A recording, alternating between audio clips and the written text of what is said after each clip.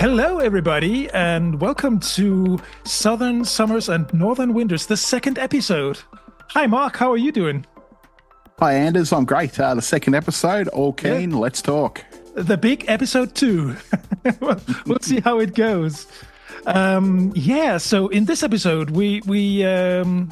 we're starting to ease into some of the many topics that we have lined up for this podcast series. And as I was last week, I was in Vienna with my family, Vienna, Austria. I think we can just talk a little bit from there on, because Mark, you have been.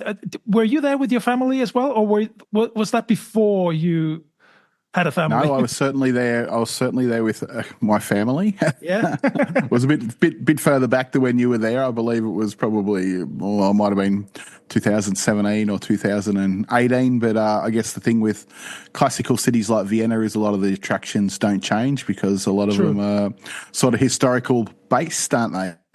Yeah. This was the first time we were there with our son, Anton. He's 14, and I believe it's 16 or 17 years since our last visit in Vienna, just as a couple back then. And boy, has it changed. As you say, a lot of the attractions are the same, but it was a different vibe this time. Maybe because we had our son with us, I guess. But there were a lot of tourists, as seemed to be the trend in European big cities at the moment. A lot of international overseas tourists. But, you know, I guess it's what it's current trend, and you can easily get away for just 3-4 days, extended weekend on a quick trip, and they will feel like, you know, you've been regenerated with energy, and you've got new inspiration. It's a quick and easy solution for many people to just go to a city and dive in for a couple of days within a relatively small geographical area. I guess it's not like driving across Australia or the US. I mean, you got everything within like a few kilometers. Definitely. Yeah. I think there's a real kickback against over-tourism, I think, going on at the moment in a lot of places in Europe. I know cities like Barcelona are really, really strong on it and have been for a long time. I remember going to Barcelona, I think maybe the same time I went to Vienna, and even back then, 8 years ago, or 7 years ago, there were signs on walls, like in alleyways, saying "Go home, tourists! Tourists, we don't need you." Things like that, because I think Airbnb is a big culprit behind a lot of it, and that's what a lot of people were kicking up about, because no longer can traditional families, especially in Barcelona, traditional Catalan families can't afford to live in the centre of Barcelona because apartments are all rented out as Airbnbs, where people are getting, you know, $200-300 a night instead of, you know, charging $200-300 a week for families to live. Yes, true. It's a huge Airbnb. It's a whole different kettle of fish, because we've had good and bad experiences with exactly that as well. But on in terms of local communities against Airbnb, I can certainly understand that, because it disrupts the whole dynamic of a local community when, well, first of all, when people can no longer afford living there, because the apartments or houses are being bought by investors, professionals, who only buy them in order to profit. To profit and do Airbnb rentals. Takes the authenticity away from the neighbourhoods, I guess. It does, doesn't it? I mean, if a lot of tourists are moving in. Yeah. Or moving in, moving out, aren't they? Yeah, they're all short term. There's no continuity. There's no. I mean, it's just people, and they don't really care about the local area, how it looks, and they don't, of course not, take any ownership. And that's what I like in a city, in a local community, is that you know people, and you know that other people like to live there, hopefully, and they will protect the local, well, parks and streets, and don't make graffiti on the walls and stuff like that. It's just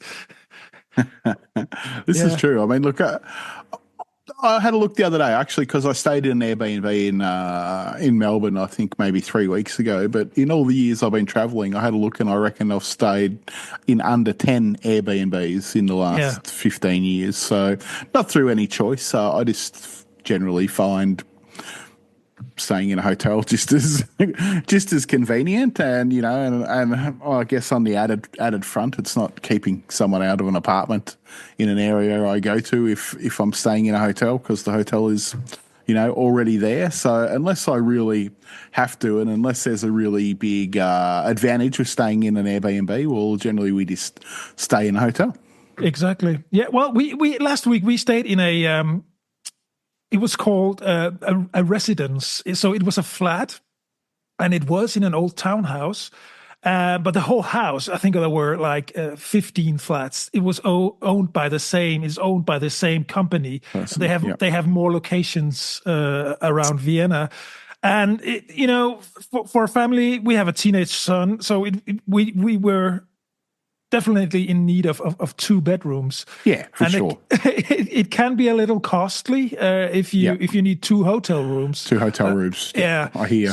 So we did that, but I don't know about the local policies, legislation in Vienna, how that works, but it was a local community, and there were lots of local people around. So it seemed like the balance had not been disrupted there. I think it was the only.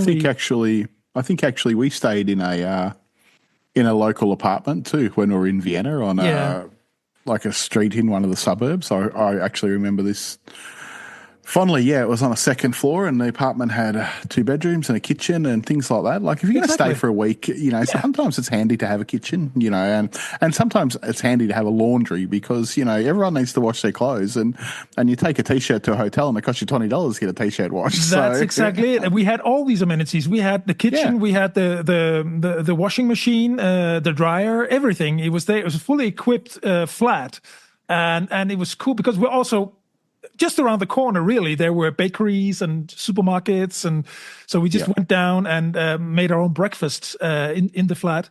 So that's another cost-saving thing, because many European hotels, they will charge you anything from 15 to 30 euros per person per day for just a breakfast buffet, right? So it can quickly, crazy, isn't it? Yeah, it could quickly amount to 80, 75, 80 euros a day.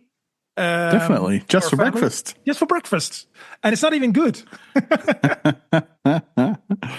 Food, they added on, if they can get you, they'll get you with the extra costs, won't they? I find that on, I guess if you're going on ferries and you're in airports, similar sort of situation. If you need to eat, or you need to do something, and you're stuck in an area where you actually have to pay, you'll certainly pay, won't you?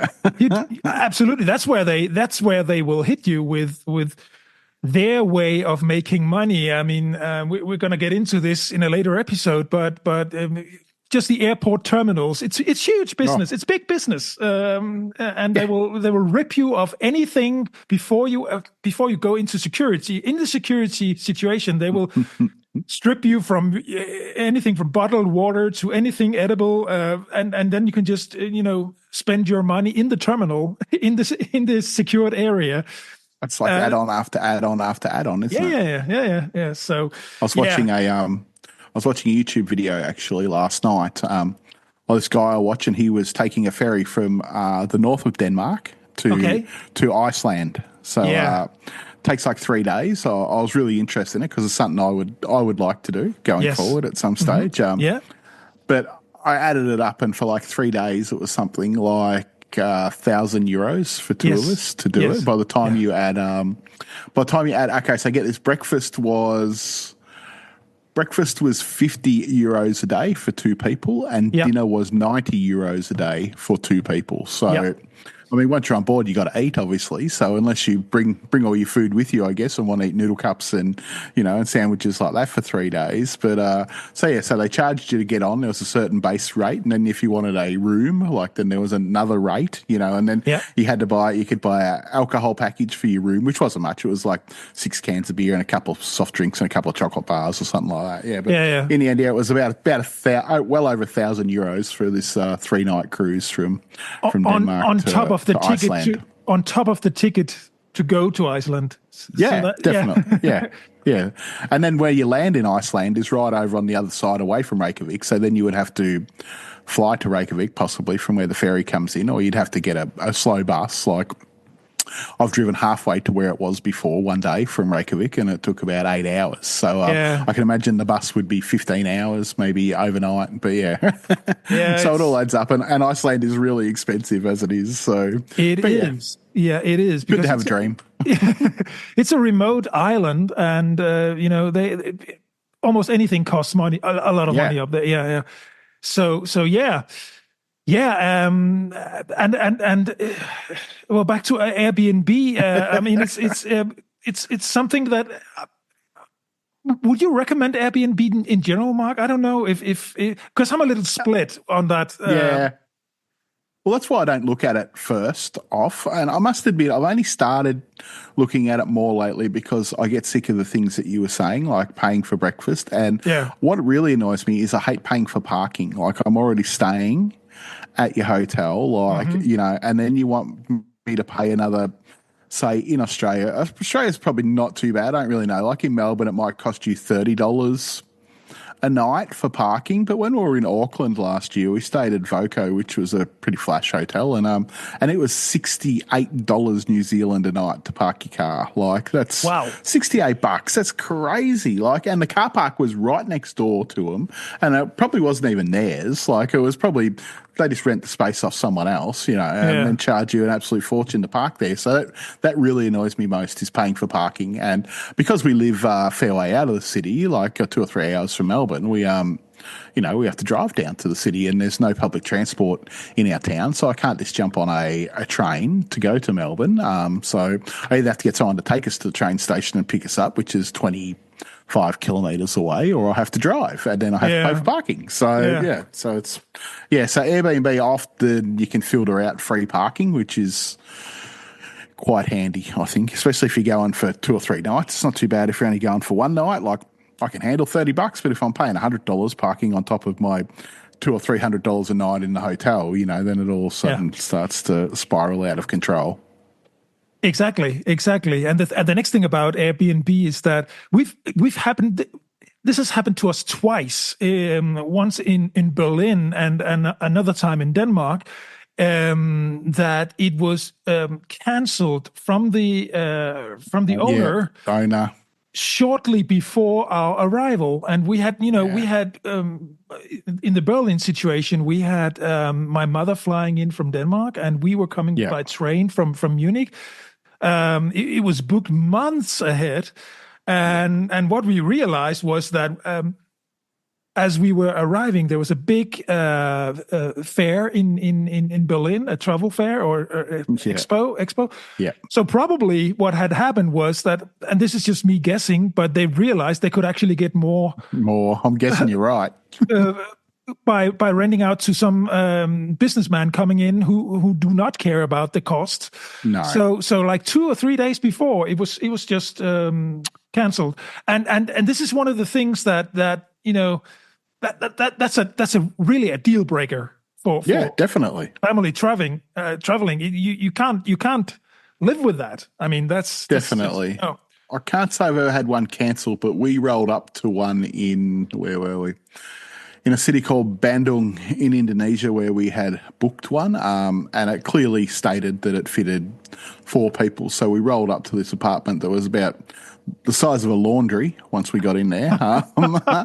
And there was one queen-size bed and there was one sofa bed. Okay, so it really probably would have fitted 4, but there was no there was no linen for the sofa bed. There was no blankets. There was no pillows. There was no sheets. And I rang them, and they're like, "Oh, yeah, no, there isn't any." And I'm like, "Well, I clearly stated there was going to be 4 of us. Like, so you would think that was mandatory." So we had this whole discussion where she would only give me a refund if I didn't give her a bad review.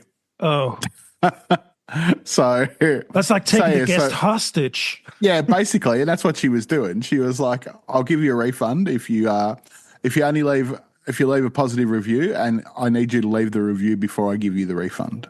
That's outrageous. That's outrageous. So after that, I don't think I used one for a good few years after that. Not for that specific reason, but that's one of the things I guess that happened to us. And that's the thing, you've got no real recourse with Airbnb because you haven't got front desk staff or anything like that, I guess, like you have at a hotel, have you? And and if something happens, then you got to wait for them to message you back and all these sort of things like that. And so there's good and bad, isn't there? With all systems. And quite frankly, I must say it's often not even cheaper than hotel because people, and this I can actually understand. If I were a private person, I had a room in my house, inviting foreign people in, probably charge as well. But it has to be. I believe the idea of Airbnb was originally that you could actually travel and stay overnight. Accommodation would be somewhat cheaper than hotels, but as it has evolved as a platform, it's really gotten expensive. We have a neighbor here in our area. Because my mom was coming, and so I was looking for Airbnb accommodation within close proximity of where we live, and there were a few, but it was basement rooms with no natural light coming in, or it was an attic room, and it was more than €100 per night per person. And if you're 2 persons sharing a room, at €200, you could easily get a €200 nice hotel room in Munich. So that's where we ended up. But so I think you really have to be careful with Airbnb. I think they have the cleaning fees are sometimes outrageous on Airbnb as well. I've noticed that. The cleaning fees can be, similar, like half the price of half a night's accommodation there. Exactly. I'm like $80 or $100 in Australia is the cleaning fee sometimes. I'm like, surely it doesn't, someone's not working for 2 hours or 3 hours to clean this place. It's only a small apartment, And often it's written in tiny letters that they want you to leave the cleaning fee cash on the dining table. It's not being officially reported as income anywhere. No, of course not. I think there was a big hoo-ha about it in Australia a few years ago, how they were hiding all their fees. So in Australia, they've actually got to state all their fees on their site. So you can't actually now say leave the cleaning fee. It's got to officially be on Airbnb's booking platform. So there'll be the apartment fee, then Airbnb's fee, and then the cleaning fee will all be listed, which is quite good. Yeah. Yeah. So no, last week in Vienna was not booked by Airbnb. It was an official hotel. I think it was Booking.com actually that we booked it, and it was as I said a residence flat, a residence house. So and there were lots of other children's families in the house. We could because it was the Halloween week here in Europe, and so it's a school holiday, and there were lots of Germans, but it was also a holiday week in Austria, in fact. Okay. So maybe that's why a lot of I'm just thinking maybe that was the reason why there were so many people in Vienna last week, but there were so many overseas tourists. I mean, really. Lots of Americans and lots of Asian tourists. Were they the loudest people in the room, the Americans? You could hear them coming? You know, it's funny you should say that. We went to the Sisi Museum. Yes, I know what you're talking. Elizabeth, she's very popular person. I think it's 200 years ago. There was the empress in Austria and Bavaria called Elizabeth, and her nickname is Sisi, and she's still very popular to this day as a historical figure. And so we went to that museum, and they had a special exhibition where you were led into like narrow corridors, and it was dark, and it's probably an interesting exhibition, but it was so over. They let too many people in at one time, although you had booked your time slot ahead. You book that online, and you book your ticket online, and you pay everything online. So it's all, but still there were too many people allowed within the same time slot, or they were staying too long. I don't know, but so it really wasn't a good experience, and the reason for that was that there were lots of American tourists with their audio guides, and they in the audio guide you push a number because there's a sign saying push number 10 here, and then they would listen to that whole explanation, which could probably take up to 2 minutes, and they wouldn't move whilst they were listening to that. So the whole exhibition was like a bottleneck to get through, and then you could get into the living quarters and the original rooms and all of that. So do they still have the crown jewels? Are they still on display at there? No, they were not. I think that's separate. It's in the same location. It's in the same location, the same castle or palace, but they will charge you another 10 euros to get in there. I think we went to the crown jewels, and didn't go into but I distinctly remember that it was in the same sort of castle complex or the same palace there. And we went there. I found them. I think that's the one at the Hofburg. Yeah. I found the crown jewels really good when we went there. They were quite unique, but they also had a lot of like religious artifacts, which religious history interests me. I'm not religious by any sense of the imagination. I don't go to church or anything, but I often find it interesting that there can be, 100 pieces of the Holy Cross scattered around, and everyone's got one, and every church in Europe seems to have a piece of the cross or a piece of the crown of thorns or something like that. So, so I always find that quite interesting. And there was quite a few so-called relics from the time of Christ in the Austrian centre where the crown jewels were held. So In general, there are lots of churches. Catholic. It's a Catholic area. Southern Germany and Austria. The churches are, I wouldn't say over decorated. They're heavily decorated with gold and they're marble. Very ornate, aren't they? Yeah, they are very ornate, which is beautiful. But like you, Mark, I'm not in any sense a particularly religious person, but I enjoy this gigantic quietness when you get into a big, like cathedral, big church room. It's especially if you get one where there's not many people around. I remember going to I think is it the pilgrimage of the Weiss, out near Linderhof Castle in Germany. It's a while.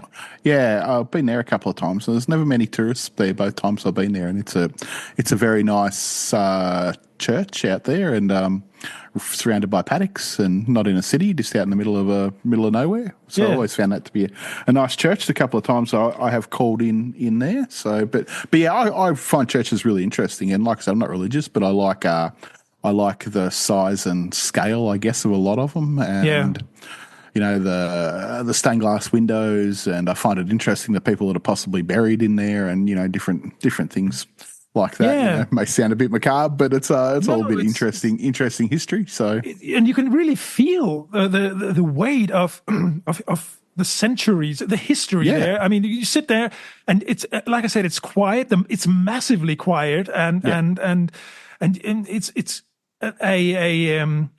a nice temperature as well. It's usually a little bit cooler than if you come on a hot summer's day, it's nice to get in there and just sit down and just reflect. It's a nice place to reflect and just gather your thoughts and before you go out to the crowded streets again. I think it's and in Vienna there are so many churches. I would say in general, Vienna, Austria, is a really a place that it's probably inspired many fairy tale authors, because the whole architecture, it's very much like Disney and the Grimm brothers, and it's very ornate. The churches are very vast and big and decorated.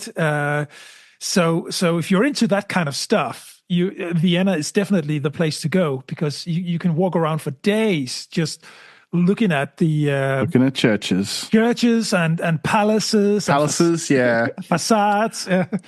Most definitely. In Vienna, I often say that Vienna is probably maybe the most regal city I've ever been to, possibly, because there is just so many palaces and buildings and manicured parks and gardens and all that sort of stuff going on in Vienna. That's for sure. Yeah, unfortunately, speaking of manicured parks, we went to the Belvedere.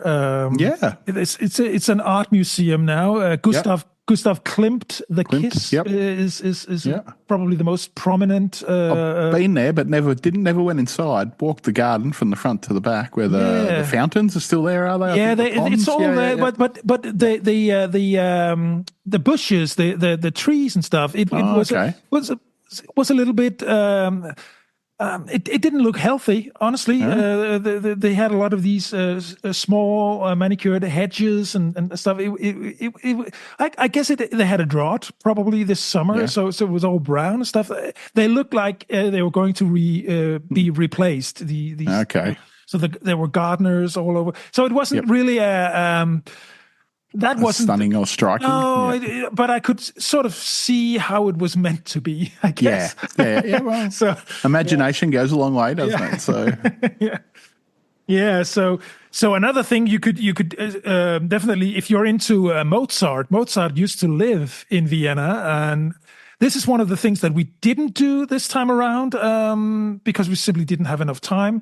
But if you're into Mozart, you can definitely, go to many of the places where he would perform his work. And there's a place where he used to live as well. I think he died in Vienna as well. So. Yeah, sounds a bit like Warsaw. They hang their hat on a lot of Chopin places when I've been to Warsaw. Yeah, there's tons of Chopin stuff going on in Warsaw. And one of the things that because it's a little touristic, but one of the things that in terms of Mozart, you can have the Mozart Kugel. Have you ever tried one of those? Those chocolate-filled chocolate? I think I have, actually. Yeah. Have they got the liquidy center in them? Yeah. Yeah. Okay, yeah, I have had one of them. That's the Mozart bowl or Kugel. Yeah, yes, I have. So there's a whole shop just for that. Yeah. Speaking of food, did you go find the big schnitzel? We found the house, but and honestly, I didn't want to queue up for an hour to get in. No, that's fine. I agree. I wouldn't have it either if that was the case. So. Yeah, and it was the case. It's in fact many of the kind of institutions that let me say institutions when it's a classic thing you have to do. Yeah. That was the schnitzel is one thing, but also we there's something called Café Centrale or Café Sacher in the Sacher Hotel. They had the Sacher Torte, the Sacher tart chocolate cake. In all these places, you have to line up and just wait to get a seat. Yeah. And quite frankly, to go into these classical Vienna cafes, the value for money is not that good. No, I hear. Yeah. So we just Because they kind know of, people will pay for it. That's yeah, why. So it yeah. doesn't have to be great value. People just want the people, I guess, want the Insta picture, don't they? Like, or the Yeah. the snapshot to say And that you they were could see the there. people lining up were overseas tourists. They were not Yeah, locals. They were no, not locals at all. So and even if I get into one of these big cafes, I would still want the Vienna feeling, the Vienna vibe, and you don't get that. yep, Yeah, it's not. I don't mean to sound like a big idiot here, but if it's filled with overseas tourists like myself, it's not local, is it? Really? and that's not really local. I want to experience a No. local vibe. Yeah, So what we definitely. did was we found some of these side alleys where they have the small cafes, Yeah, with also a true Vienna feeling, and we went in yep, there. And they're scattered all over the city, yeah, and you could actually get like a piece of cake and a coffee or hot chocolate or tea yep, for decent money. yeah. Because So let's be honest, not a lot of tourists go 1 block or 2 blocks off the main streets, really, do they? no, So, all you got to do is walk a little bit off the beaten path and you'll often find better value restaurants, bars, cafes, things like that. I always say go where the locals go. Yeah, definitely. Yeah. Definitely. Like I get asked this all the time, mainly about Bali because there's like Bali's notorious for what's called Bali belly, I guess, where, you can get, it's like a gastro or a food poisoning, I guess, and generally lasts 24, 48 hours, and it makes you really sick. But people are like, I don't know where to eat, and I always just say, if there's a lot of Indonesians eating there, go and eat there, because I have a theory in Bali that most people get sick who are staying at hotels that have a buffet, and they wheel the buffet out every day, Yes. and what's not been eaten goes back in the fridge and gets reheated the next day, and then comes back out Although again. that's So not a, yeah. this is my theory on what happens in Bali is that you get sick when you eat at places like that. So go to local places, like go to local hole in the walls, as long as there's plenty of Indonesians there or plenty of Austrians there in that case, or Yes. even in China, plenty of Chinese. If you see lots of locals, just go and eat there. It's always going to be good. The food's going to be fresh and it's going to be cheaper. We had the same experience in Rome. We went to Rome a couple of years ago, and looking for a place to have a pizza, classic Italian pizza. Go where the local Italians sit. They will know. Yeah. They will know a good pizza, and That's it. They're not going to eat bad pizza, are they, if they're from there? So no, exactly. So yeah, is it. Speaking of Bali, is it true that you should stick to the one side heading to the one coast heading towards Australia, because the one heading up towards the Chinese Sea is not the healthiest. A lot of stuff. No, I've been to the north coast of Bali, and it's actually getting further developed at the moment. Okay, but we went there about 5 years ago, and actually, all it lacks is infrastructure. Actually, when we were there, it's probably different now. But the water was really clear. A lot of people go up there. It's popular for. It's popular for dolphins, and it was probably actually one of the worst experiences I ever had when it came to that. Stayed at this beautiful little resort on the beach, and so they're like, we can go and find some dolphins one morning, so, and it was cheap as chips, like $10 a person, and so 4 of us piled into this traditional Balinese sort of longboat, like catamaran thing that has the bits out the side. So we're going to find these dolphins, and after about 20 minutes, there was about 100 of these boats chasing a pod of about 8 dolphins. Like it was really sad in the end. And in the end, I said, look, we've had enough, mate. Just take us back to the shore. So it was, but that's an Asian thing, like similar to. Over tourism, Asians don't believe in that either. Like it's just a free for all. So that I really wasn't happy with, and I tell people that all the time when they say what's there to do in North Bali. Say don't go chasing dolphins, because don't do the dolphins. No, that's pretty sad.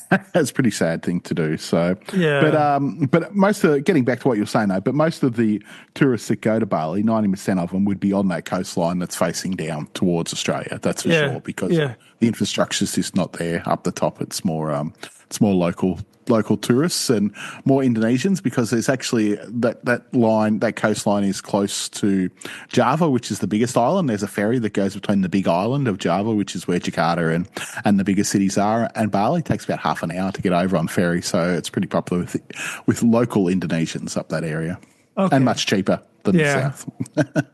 Yeah, because I just heard that the Chinese are filling the waters with God knows what, and it's just kind of floating down towards or out towards Bali and Indonesia. Yeah, I don't know. There's a lot of rubbish always on the beach in India because they haven't really got a great sewer system. There's a lot of small rivers and creeks that flow through there, and there's not a lot of people just throw their stuff out on the street, and that's just, and you'll get, if there's a flood, it all flows out to sea and it all floats back up onto the beach, and that's what happens. And then it's local rubbish. It's not the Chinese. Yeah, no, it's local rubbish. A lot of it. Yeah. So then the next morning locals are out there with their rakes covering it up, things like that. Picking it up, trying to get it off the beaches. But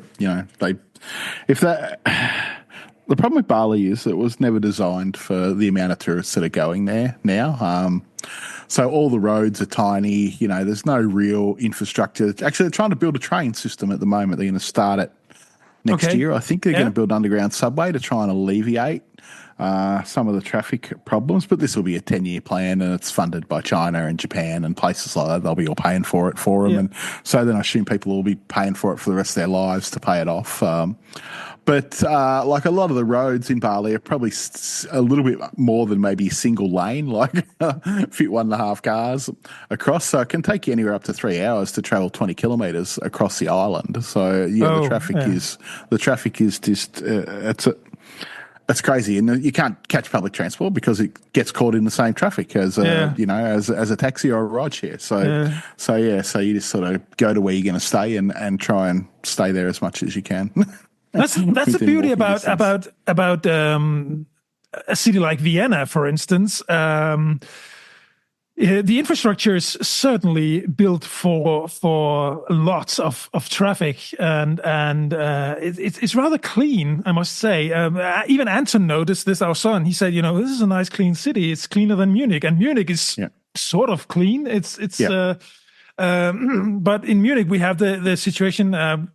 For the past 10 years, they have been working on expanding the metro and S-Bahn system, the local train system, with tunnels, extra tunnels under the city, and it's a massive undertaking. So the entire downtown of Munich is sort of like a big construction site, and it has been for 10 years and probably will be for the next 10 years. But after this, it should be better. But the underground stations are sort of underproportioned at the moment in Munich. So when there are even one filled train will actually kind of clock all the escalators at the Hauptbahnhof, the central station.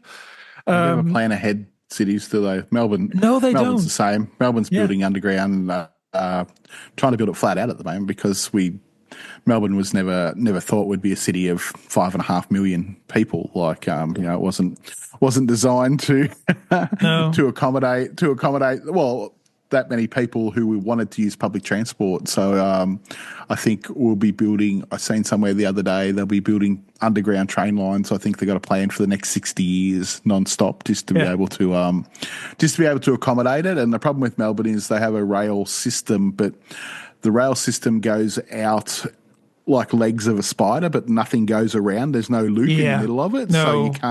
So you can't cross lines unless you go back to the city and then go to a different line. So they really need to build, they're starting to build what's called the suburban rail loop, which is going to link up, around, they're going to have a loop around it at some stage, but they've only built one section that's been going for the last 8 or 9 years. So by the time they reckon it'll be about 50 or 60 years by the time they can build this whole loop around, because a lot of the lines are 20 or 30 kilometers apart, like where the loop is like 100 kilometers or something like that. Yeah, but the further out you get, the more distance you have.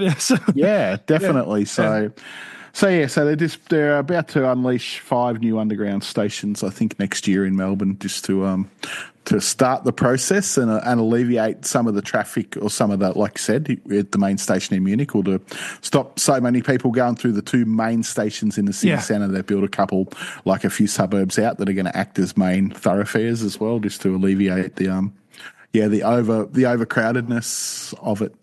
Yeah, it's actually so bad that we, as locals here in Munich, we don't like to go to the city center in the weekend, because it's just there are too many people, and it takes too much time. We sort of, because we go with public transportation when we go to the city centers. You wouldn't dream of taking your car to the city center. It's just you're just asking to get stressed if you do that. But no. It's overcrowded. Because you have the tram, don't you? Yeah, we take the tram out near your house, isn't it? Yeah. I remember coming to your house that night on the tram. Yeah, exactly. Yeah. And well, even that has been renovated, but it's working now again. And we take the tram to one of the local metro stations, and then from there we go to the city center. And we have a couple of options, so we can. There's usually construction in one of these options, but so we can sort of navigate.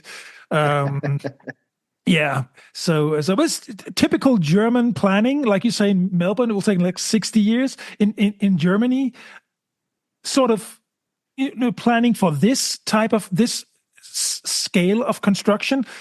It takes years. And I've been here for 20 years in Munich, and I can't remember. There's a particular train station called Rosenheimer Platz, and I can't remember this not being a construction site. It has constantly been under construction for the last 20 years.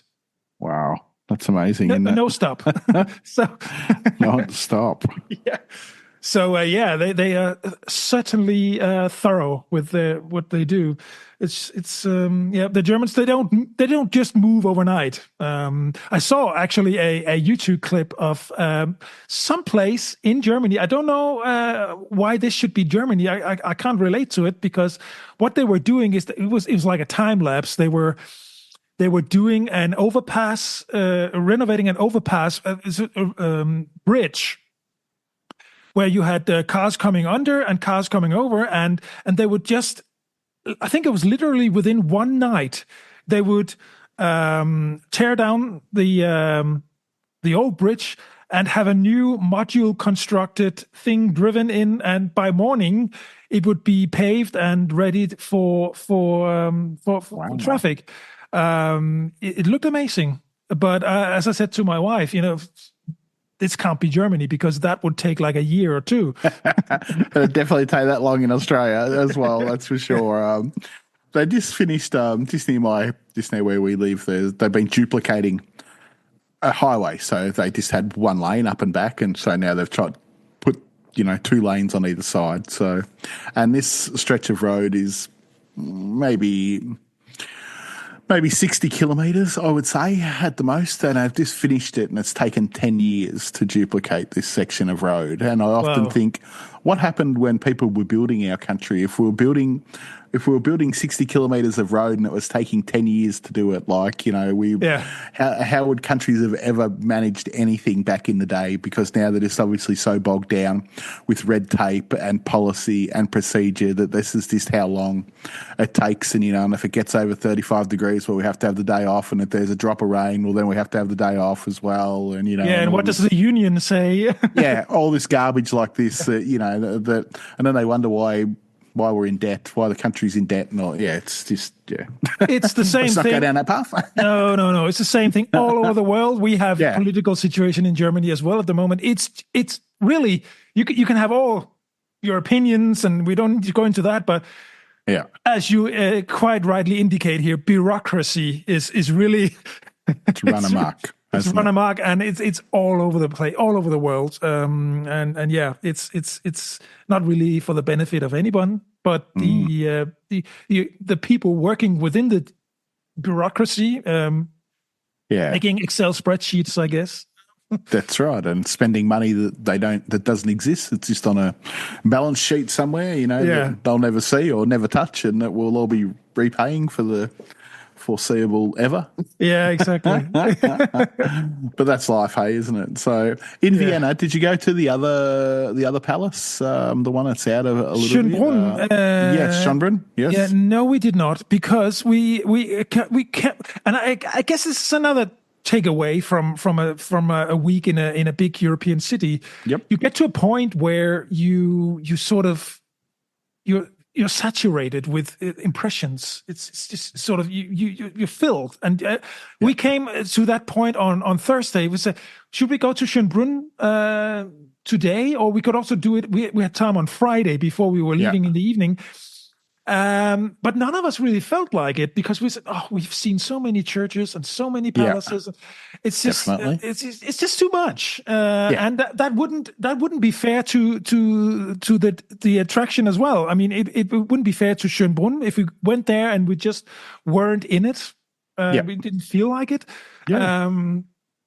We were thinking about just going, because it costs money to get in, of course. Yeah. But we were thinking about just going there and walk around the park and just enjoy the vibe.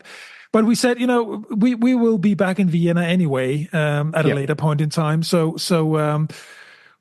we just left it there. But that's. Have you ever felt that, particularly with kids? I guess. Yeah, I mean, definitely. The kids can do 1 or 2 attractions a day, and then you just kind of they've had enough. Yeah. A lot of the time, haven't they? When we spent like 3 or 4 months or 5 months in Europe in 2019, like that, the kids were well and truly over going to palaces and churches and castles and things like that by the end of it. And it's the same with Asia, with temples, they go to a couple, but after that, you go, okay, it's just another ornate temple with a stupa on top, as they call them, and it's going to be painted yellow and white, and and it's going to have gold bits on it that look like every other temple in Asia that you see, and that's fair enough too. So but I definitely hear you. It's definitely more fascinating for the first few days or the first few weeks if you're traveling long term than it is by the end. Yeah, and then we spent the last day and a half or so just hanging around, just enjoying the vibe of the city is really good as well. And we had a really good, that was the last thing we did before leaving to the central train station. Accidentally we went into the Peter's Church, and they were rehearsing for Mozart's Requiem. It was a concert that was to be held in that same evening, but we were allowed to get into rehearsals, and that was really a good experience, because there were lots of people there anyway. People can really walk into a church and just sit and reflect. But the orchestra and the choir was rehearsing, and so we got a treat there with Mozart's Requiem, and Alex, my wife, she's not really into classical music. But she said this was a good experience. This was really, really good. She really enjoyed Sometimes that. it's about where you are, or it's always about where you are. Like, I often have foods overseas and I go, they're really good, or something. I come back and I try and have it in Australia, and it's just not the same, because it's about what you're experiencing in the moment when you have it, and and you wash yourself over with that experience and that taste and that smell and and that sound, and then it's very hard to reproduce that when you're not in that moment. Exactly. And we were just kind of, I wouldn't say exhausted from impressions, but we've had enough. We had enough by that point, so we just wanted to sit down for just 5 minutes or so, and then that church came in, handy just to have a few minutes rest, and then they were rehearsing, and it was just like, so we actually ended up sitting there for half an hour. It's just like, wow, this is really nice, kind of moving, in fact, with the musical vibe, and it's important to rest too. Like, it's important to slow down. Like, my wife makes me slow down, because I'm pretty gung-ho, because I'm always of the belief I may not come back to this place, so I need to see as much as I can see, and yes, and that's why I'm there, like, and so I set out to do this a lot, and and probably a lot of it I'm not taking in as much as I can, because I'm just there to go and see it. And I say, hey, okay, might only be here for 3 days, so I'm going to see this, and this. And and I rush around like a chook with its head cut off, as they would say in Australia. And but my wife is always tapping me on the shoulder saying, hey, we've got to slow down a bit here. We're going too far. That's actually a good rule of thumb. You should really, because I can understand if you've paid a lot of money to come from far away to a destination, you obviously want to have as much as at all possible for that money. I can understand that, but there's a chance you will not really enjoy it that much if you don't slow down your pace and So I'd say actually sometimes less is more. Yes, you're right. Less is more sometimes, and that's true. I actually find I quite enjoy going back to a place the second time when I've actually been and seen a lot the first time. So then I can just go, okay, this is all good now. I'm not in any great rush to go and see everything or do everything because I've already actually seen it all. So now we can just, take our time and do this and do that. And if we want to go back there and see these places, some of them again, we can. But if we don't and we miss out, it's no big deal because we've already been there and done that. So exactly, like you said, with the Bavarian church here in Bavaria, you've been there a couple of times. So probably when you go there now, you kind of know what to expect, and you go in and reflect and sit down and just enjoy the place instead of being focused on all the ornamentations or whatever. So it's definitely.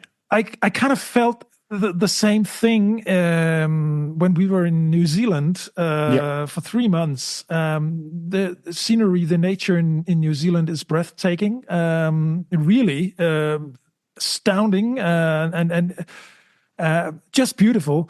But you come to a point after like 2.5 months of just seeing mountains and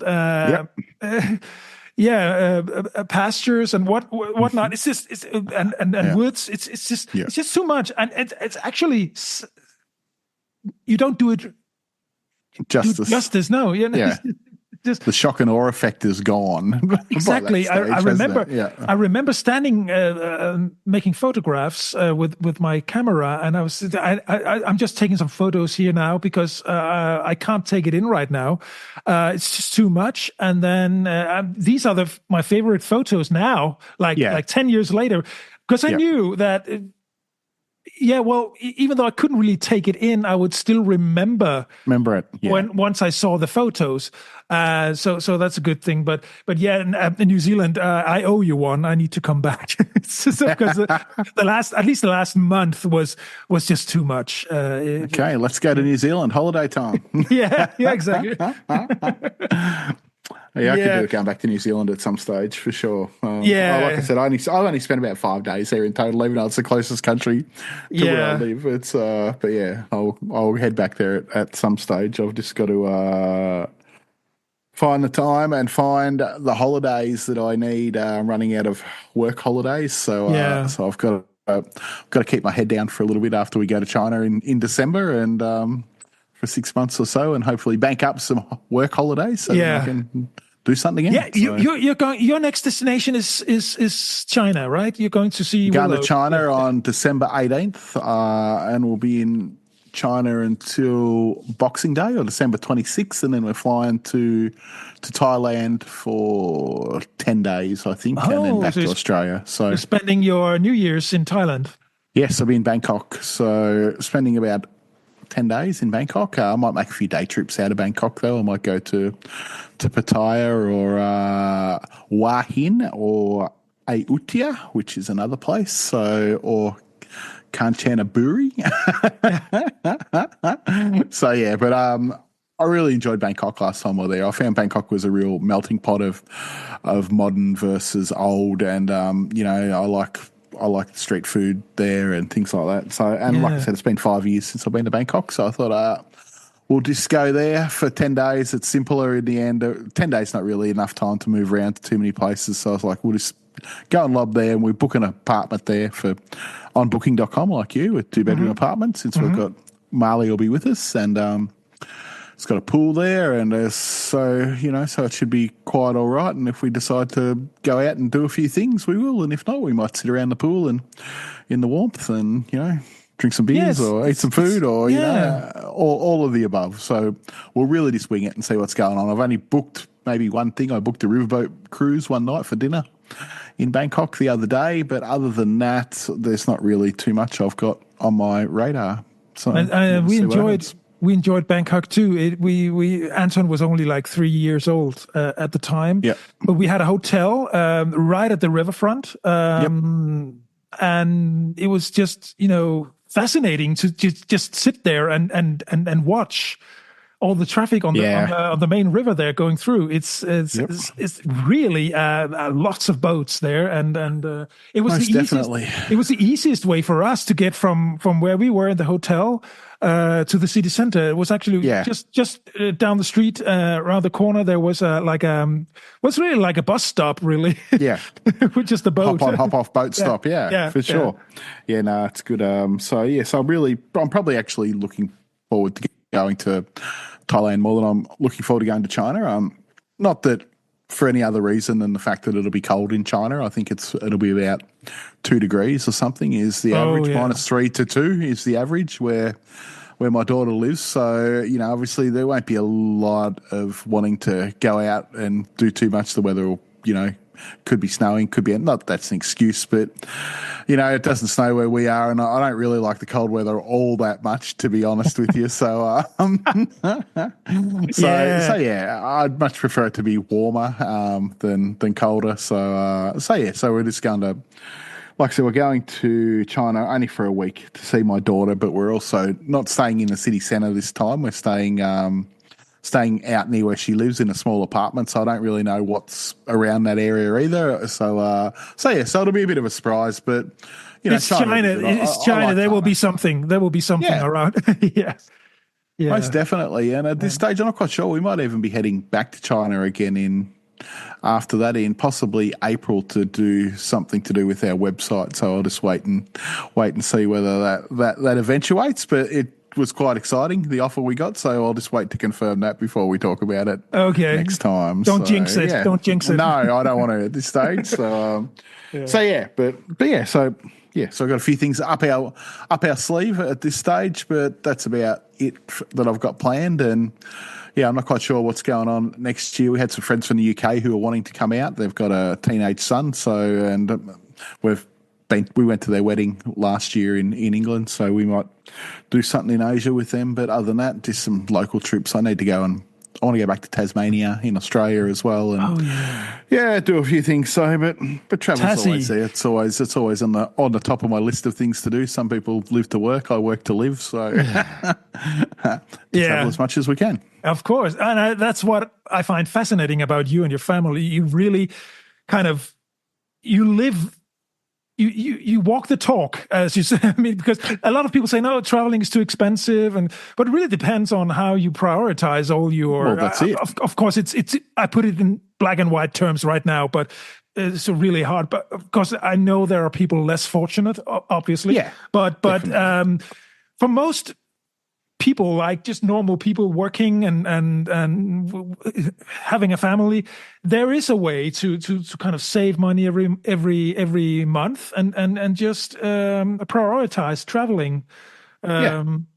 It's simple, isn't it? Sometimes, you stop buying coffee, stop buying your lunch, just little things like that all soon add up, So, and I don't know, it is what it is. You either love it or you don't, and you either find that you want to buy a big house and a big car, or you want to travel, or and if you're lucky enough to be able to afford all them things, well, that's even better. But not a lot of us, a lot of us can. So, neither can we. I mean, do you have that sort of a TV program in Australia where they will cast like broke families in financial terms, and they will analyze their whole financial situation and get them back on track, and then they will help them getting their financial situation in order. Sounds good. Yeah, it does. But sometimes it's really their own fault. It sounds for harsh, sure. Because once they start analyzing, well, you go to the like Starbucks every morning, buy a $5 coffee or Yep. and a pastry, that's $10 a day. And I mean, adding that up, that's $300 a month. Where stuff like that, There's $3,500 a year. That's enough for a holiday. Literally, isn't it? Like, it is. So just think about these little things. Obviously, we enjoy going to our local diner or cafe every once in a while, but we are very aware that we can't do this every day. We can't even do it every week because there are things we would much rather like to do. So it's all about prioritizing, really. Yeah. And I think you and your family, Mark, you are doing this really, really you're an example to us all in terms of traveling. I really enjoy following that because, I'm dreaming of the day where we can travel full time, but we'll see what happens down that line in the next few years. So that might happen, but hopefully when we go to China, like I said, we can do a podcast from China. Absolutely. Absolutely. See what happens. Last time I was there, the internet was a bit dodgy, so I'm not quite sure. We'll have to test it out maybe and see how it goes. But lots of interesting stuff going on in China. So that will be good to talk about that and some of the prices things are in China. Yeah, also from a touristic point of view, what can you and what can you not do? Definitely. Definitely. One thing I will tell you though is that airfares to China are so cheap. Like I was looking at some today from Australia. Like you can nearly go to China from Australia return for around 600 Australian dollars. So what's that? Maybe 300 euros. Like to go to China. It's a 12-hour flight. So it's a 12-hour flight each way for around 150 euro each way. Like that is, I'd be lucky to be able to fly from Melbourne to Perth. And back for under that price. Like it'd be cheaper to fly to China than it would be to fly to Perth. I think it's because there's a glut, much like Chinese cars. There's a glut of Chinese airlines that fly into Australia. There's around 11 of them, I think, at the last count that fly into Australia. So the prices are always ultra competitive, which should make it pretty attractive for people to go to China. And I believe even from Europe, prices are pretty cheap because Chinese airlines still have the right to fly over Russia, which makes their flight time a lot quicker than it is for the European carriers who are not allowed to fly over Russia at the moment. And that's why I read the other day, ones like BA and KLM, and I think even Air France have cancelled a lot of their China services because they can't compete with the Chinese airlines who can fly over Russia. So now, but then hence the problem with that is, then I read the other day that these airlines are now going to the European Union and they want a tariff placed on Chinese airlines because it's unfair because they can fly over Russia and make their flights cheaper and faster and we can't. Fine. Let's have more bureaucracy then. Bureaucracy run mad, isn't it? Can't let anyone get ahead of the pack, can we? Like that's don't get a chance. I thought we lived in a democratic society, not a communist society where everyone was meant to be even. Like, But what's your experience in general with Chinese airlines? Because I've flown into Hong Kong and Shanghai and out again, and it was really just on European or I think once it was even on Australian airline. I can't remember, but I never flown with a strictly Chinese airline. What's your experience there? So last time when we went in September, we flew with one called Xiamen Air, and we flew with Air China, who is like the national flag carrier. And they were both, my view is I sit in economy, so the seat's going to be so-so, the meal's going to be so-so in all airlines, and the Chinese airlines were no different. The seats were okay. The meals they fed you. Actually, they probably fed you more on the Chinese airlines than they do on the Western airlines, to be honest with you. And they were around more often with drinks. So I think the hospitality side of it, the food and beverage side, was better in economy than I'd experienced with a lot of Western airlines. So like all things China, sometimes it's hard to... The language barrier was an issue on Xiamen Air, but not so much on Air China. Everyone on Air China spoke English, but not so much on the other one. There was maybe one stewardess in the economy that spoke English, so she was getting ushered up to our seat all the time, every time we wanted something, because we were one of the few English people on the plane. And it Okay, flies out of Melbourne. Australia's got a really big Chinese population, so that's why there's so many airlines flying in and out, because it wouldn't be because that many Australians are going to China. It's because there's a lot of Chinese going back and forth between their home country and maybe their adopted country of Australia. But I would have no hesitation in flying Chinese airlines. So I'm flying two different Chinese airlines when we go in December. I'm flying with one called Capital Airlines, which is another Chinese airline. It's a subsidiary of Sichuan Airlines, I think. So, and I'm also flying China Southern. So we'll see what they're like, I guess, compared to the other ones. But yeah, there's new airlines. There's another one starting flights into Melbourne in December that I was looking at today. So yeah, lots of Chinese airlines flying into Australia, maybe 9-10 of them into Melbourne. Yeah. Wow. And as you say, it's not because the Australians are going to China. It's because there are local Chinese communities there. Yep, have a big Chinese population. And quite surprisingly, like where Willow lives, my daughter, the airline that we're flying with flies direct there, which is they only fly once a week direct to the city, and it happened to be the day we wanted to leave. So that was, I don't know if that's a good thing or a bad thing, because it makes the flight, I'm quite happy to get off, a flight after 6 or 7 hours and have a stretch and a walk around the airport and then get back on and go again. Or I like to fly overnight, possibly if it's long, so that way I can try and sleep for at least half the flight without sitting there. So but this flight we're taking to China is like 11 and a half hours during the day, so I'll be just stuck there doing not much. So I've started downloading podcasts and audiobooks and things like that. I'm like a little kid. I need a lot of different distractions, because I'm not a nervous flyer, but I find it really hard to concentrate on anything on a plane. Like I'm not comfortable enough to sit there for 2 hours staring just at a movie. So I'll often be fidgety, and I'll get a book and read that for a little bit, and then I'll put a podcast on or something like that. So I try and have as many options as I can to get me through the flight. So in the good old days, I remember I used to have an old iPod with music physically, all the files on my device. But nowadays, everything is in the cloud, and that's an issue when you are on a plane and you're off a plane. Unless you download it all before you go. I hear. That's good advice, actually, to remember that, because sometimes you'll. Well, there's no connection here, and they will charge you for Wi-Fi on board, won't they? So, definitely, so definitely, and it'll be slow.